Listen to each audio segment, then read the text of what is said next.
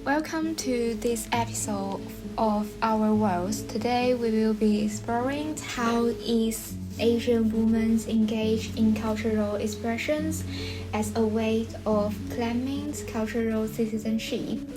I'm very excited to be joined by our guest today, Maggie, a South-year student from the CNCI department at King's College London. Hi everyone, I'm really glad to be here today. We will be discussing these topics through the lens of cultural identities for East Asian women living abroad.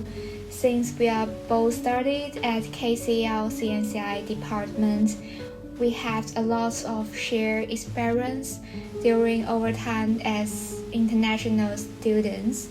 To be honest, this podcast also a part of our coursework, but more than that, it's a chance for us to reflect on the emotional ups and downs we go through while studying overseas. Cultural expression has been one of most important ways for us to cope with uncertainty, connect with others, and make sense of ourselves. So, to start things off, when did you first become aware of your cultural identity? And just explain a bit for our listener. Cultural identity refers to a person's sense of belonging to a particular cultural group. In cultural studies, this also linked to the idea of cultural citizenship, the notion that people gain a sense of inclusion and social recognitions through cultural practices such as language, customs, and value. From a theoretical standpoint, yes, being SAMSI, I have studied this concept and I absolutely agree with it.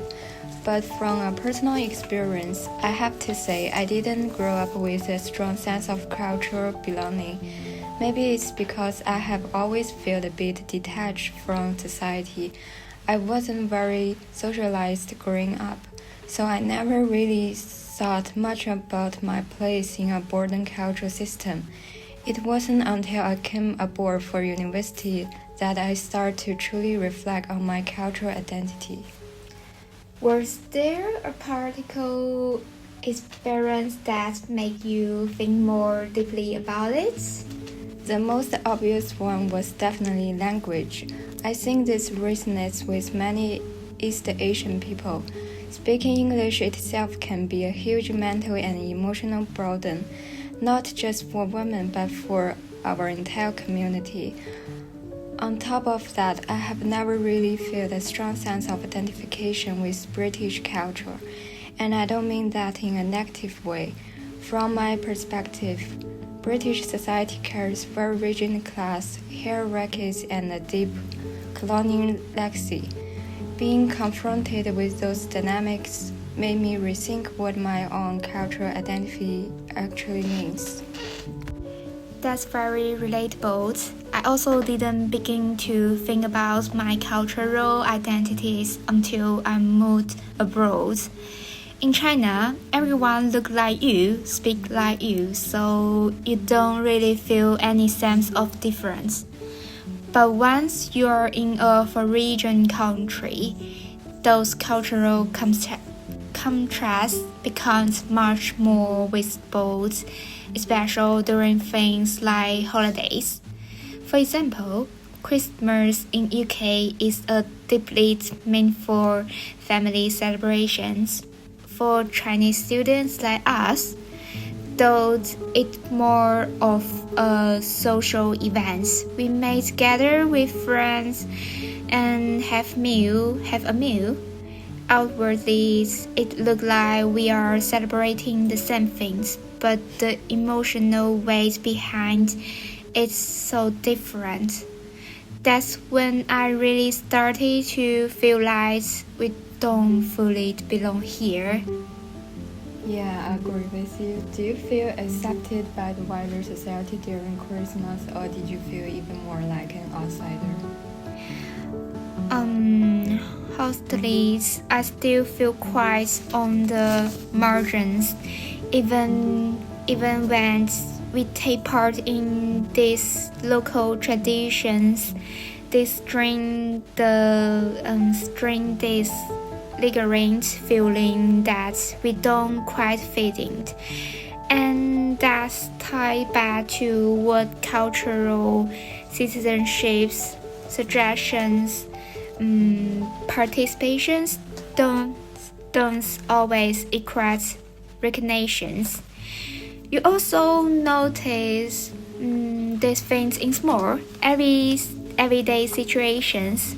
For instance, when making a restaurant reservations, if they see a East Asian names or notice you are two East Asian women, they may delay sitting for you. Sometimes they will even pretend not to see you until you speak up. The kinds of irreversible discriminations is subtle, but it happens often and it's difficult to call out. Yes, I have definitely experienced that. So, in this kind of environment, do you find yourself wanting to hold on to East Asian culture more, or are you trying to integrate into British society, or maybe a bit of both? I would say both. Our country rules are a part of who they can just be erased. But since we are living here, so I think it's also important to understand and adapt to local norms. Take food, just like food. For example, in China, people usually eat rice for lunch and take a nap afterwards.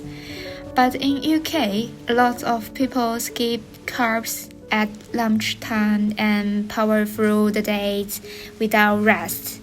I tried it out and I actually found I was more focused and productive, so I don't think culture difference always mean conflict. They can also complementary. And have you even felt British society holds centering a stereotype about East Asian women, things like being quiet or submissive? Absolutely, I have. The quiet girl stereotype is everywhere. But what bothers me even more is the belief that East Asian women are self-sacrificing and solely family-oriented, that we will willingly giving up our careers to support a husband. I think that's more reflective of older generations, though. Our generation is much more focused on self-awareness and autonomy, and this also relates to sexual citizenship, the right for women to define their own rules and agency within society. I completely agree, and that's another problematic phenomenon I noticed was often called yellow fever. It's when some men, often white men, specifically sing out East Asian women because they are associate us with being potatoes, docile, and obedient. In many cases, it stems from our insecurity or lack of control in other area of life. So they turn to dating app to look for East Asian women who they believe will help them feel in charge. So, have you found ways to push back against these kinds of stereotypes through creative expressions? I mostly use social media platforms like Xiaohongshu. I write posts and comments on gender-related topics. It's a space where I can express my views. In a way, this is a form of creative citizenship. We're engaging with public discourse through our own creations and making our voices heard. Same as, especially especially on International Women's Days, I like to post messages encouraging women to work for our future instead of placing their hopes on someone else. It's my ways to accepting cultural and gender identity. Do you think these kind of online expressions actually make a difference? I believe they do. Whether or not women have access to public voice have a huge impact on their real life opportunities. Without visibilities, inequalities in the workplace, in school, or in daily life becomes even hard to address. Did you think East Asian women are being sidelined in terms of public expression? Yes, definitely. That's why so many of us turn to social media. It's accessible and low cost, but if we had more resources, of course we'd want to engage on larger platforms like literature, politics, and media. Even in our own department, CMCI, where East Asian women make up a significant portion, I have never seen a course specifically focused on our experiences. That says a lot about how invisible we still are. Are there any East Asian female creators that you personally connect with? Yes, definitely. I really admire people like Zhang Qingyun and Pang Ying. In a debate show called New National Debate, they were given the topic "Should women conform to beauty standards?" The producer clearly wants to spark interest complex amongst female debaters, but instead they student solidarity and rejected the premise altogether. They emphasize that women should focus on their internet value rather than how they look. The kind of collective resistance is powerful, is real in mainstream media. How about yourself? Do you have any personal ways to stay connected to your cultural identity while living in the UK? Yes, when I first arrived, I made it a ritual to watch one Wong Kar-wai film every week in the seminar. Hearing familiar language and seeing familiar visuals gave me a strong sense of comfort. It was like traveling back home for a few hours. I also have friends who go to K-pop or Manport concerts to mentoring the connected. This kind of cultural consumption is actually a form of consumer citizenship, using our spending power to express identities and value. Did you think the mainstream media contribute to the stereotyping of East Asian women? Yes, very much so. Take Mulan for instance. On the surface, she's brave and independent, but the story still reinforces Confucian ideas that put family before self. Even the way she's drawn, with slanted eyes and delicate features, reflects the Western gaze and how they imagine East Asian femininity. Exactly. Western media trend to favors East Asian females character who fit our expectation.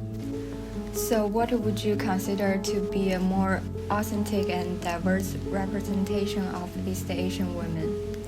I think we need to move beyond preference East Asian women solely through the lens of families or romance. We can be ambitious,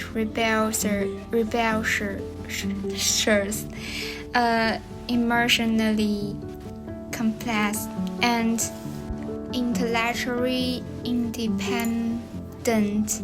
We are not just one narrative, we are many. What would you say to East Asian women who are currently navigating questions of identity? My advice is don't become overly fixated on the term identity. The more you chase external validation, the more it can lead to disappointment. I think it's more important to stay grounded in your own feelings and choices. By the way, do you think everyday people can shape public perception through cultural consumption? Absolutely. I love that quote. Every dollar you spend is a vote for the kind of world you want to live in. For example, people supported the Barbie movie not just for its stories, but because they resonated with its feminist messages. But we also to stay allowed to the traps of consumerist feminism. Some brands use feminism as a marketing tool, and some influencers track it like a trendy label. When feminism gets watered down into a hashtag, it loses its meaning. So finally, what's the biggest takeaway for you as an East Asian woman living in a different cultural environment? I will say two things. First, we need to hold on to a sense of conviction and pride in who we are. Being East Asian should never be a source of shame. Second, we need to speak up directly and unapologetically when we face injustice. That's what I have learned over the past few years. I really relate to that. In many East Asian countries, women are often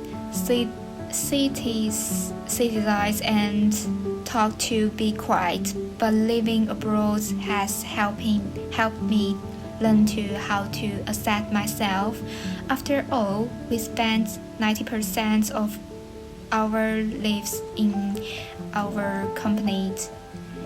I hope every East Asian woman can learn to be friendly their own emotions and keep finding strength within themselves. That wraps up today's episode. We hope this conversation has brought some clarities and comfort to anyone out there who scheduling with cultural identity. Thank you so much for listening, and we will see you next time.